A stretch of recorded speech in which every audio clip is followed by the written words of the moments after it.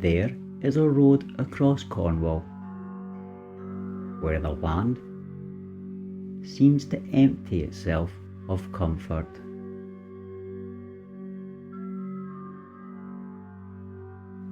The sky widens, the wind sharpens, and the silence presses in until it feels deliberate. This road cuts through Bodmin Moor, a high exposed plateau shaped by weather, loss, and long memory.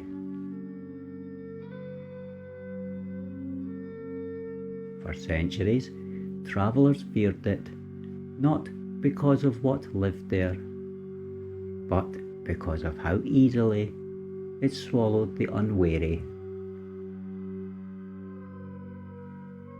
Fog erased direction. Storms arrived without warning, and night did not forgive mistakes. Crossing the moor after dark was not brave. It was dangerous. And that danger is why the Jamaica Inn exists. The Jamaica Inn was never meant to be charming. It was built in 1750 during the reign of King George II, at a precise point on the road where exhaustion became unavoidable. By the time a traveller reached this spot, they had already crossed the most exposed stretch of Bodmin Moor. Turning back was pointless. Continuing without shelter was often fatal.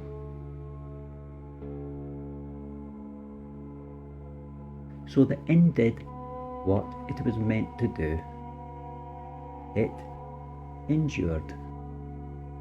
Thick stone walls, low roofs, small windows built to resist wind but not welcome light. Shelter here was not hospitality. It was survival. In 1778, the inn expanded. A coach house, stables, and a tap room were added in an L-shaped arrangement, transforming the site into a fully functioning coaching stop. Mail coaches arrived. Traders passed through. Horses were changed, watered, and rested. The Jamaica Inn became permanent, and permanence brought attention. Traffic brought routine. Routine brought familiarity. And familiarity on Bodmin Moor brought opportunity. By the late 18th century, Cornwall had earned a reputation as one of Britain's most active smuggling regions. Not because of lawlessness, but because of geography. Rocky coves carved deep into the coastline. Sheltered bays hidden from the open sea. Violent waters that discouraged patrols. And vast, sparsely populated landscapes where movement went unseen. Smugglers did not need speed. They needed silence. Hundreds of hidden routes moved goods inland from the coast, avoiding excise officers and official roads. Pack horses crossed moorland under moonlight. Cargo paused briefly at places like the Jamaica Inn. Smuggling was not romantic. It was territorial, and disputes were settled away from witnesses. Local tradition speaks of a landlord at the Jamaica Inn who became entangled in a dispute, whether by refusing cooperation, sharing information, or attempting to withdraw entirely. His name does not survive. There was no trial, no official inquiry, no recorded burial. Only absence. Court records from Cornwall and Devon confirm that violence against innkeepers during this period was not uncommon. Assaults, disappearances, and retaliatory killings linked to contraband networks appear again and again in the margins of legal history. On Bodmin Moor, forgetting names was sometimes the only way to survive. Among the darkest stories attached to the Cornish coast is that of wrecking, false lights, ships lured onto rocks, survivors murdered. It is a powerful legend.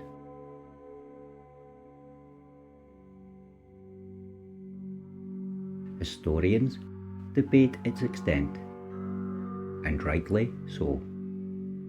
Many wrecks were the result of storms alone. Others were exaggerated by later storytellers, hungry for horror. But what matters is not whether wrecking was common. What matters is that people believed it could happen. Fear does not require frequency, only plausibility. And in places where silence already protected crime, the line between myth and memory grows thin.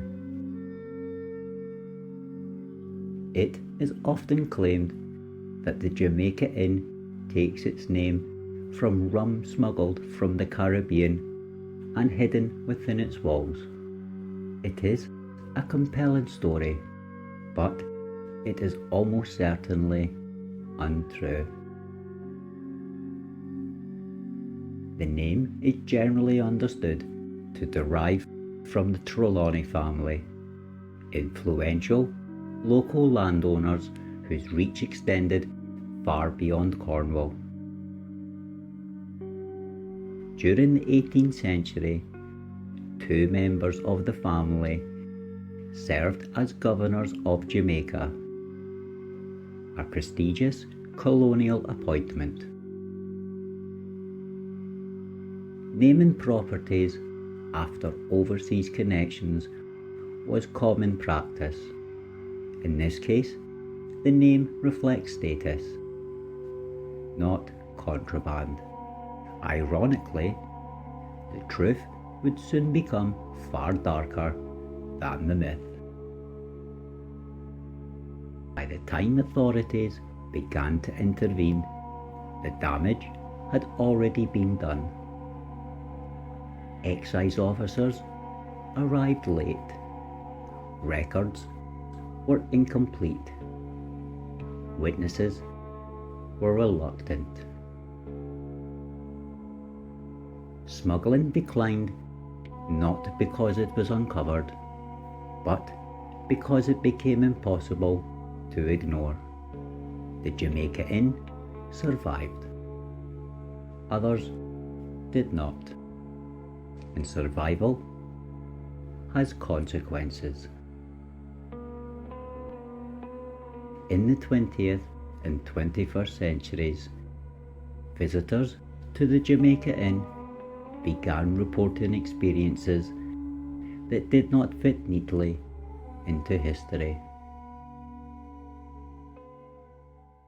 Sudden drops in temperature, heavy footsteps in locked rooms, doors opening despite being bolted, a presence gathering behind the bar and near private quarters. Places marked by unresolved violence rarely feel empty. They feel occupied. One room in particular gained a reputation. Guests reported seeing a young girl standing at the foot of the bed or beside it, watching silently.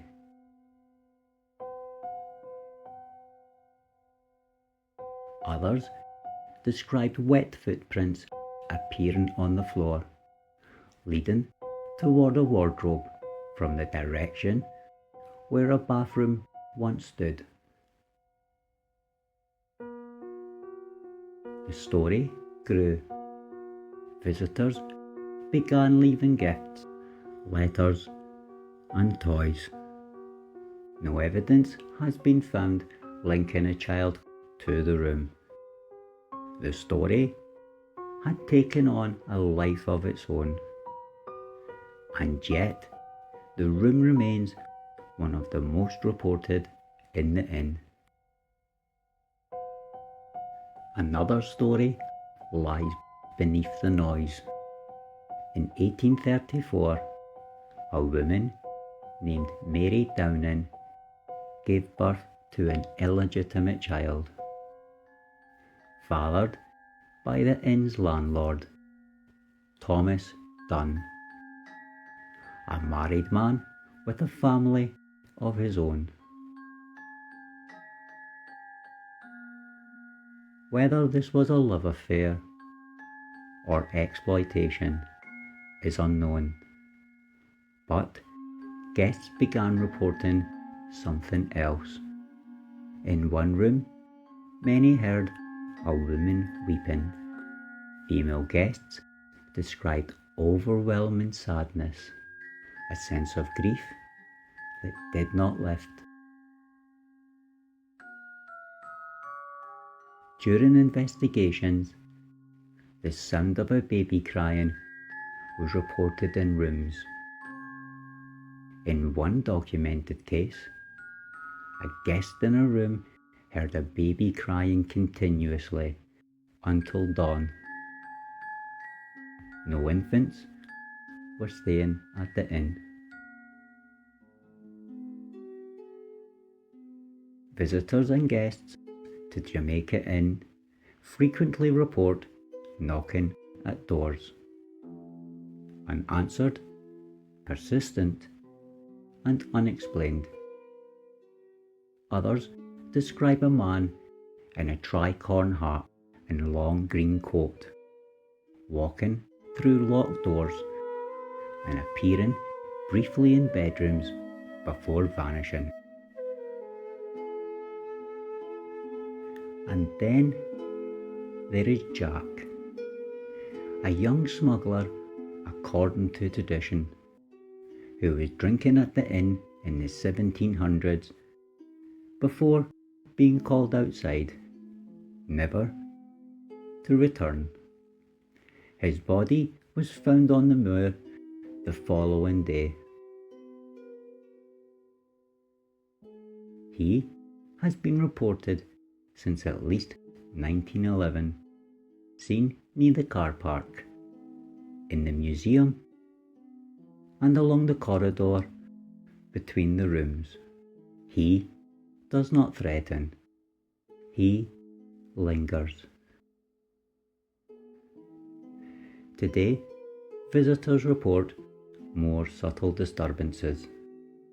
Mobile phones activating on their own. Messages sent without explanation.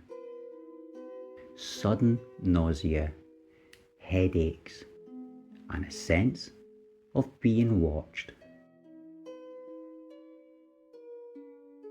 The Jamaica Inn still stands on Bodmin Moor.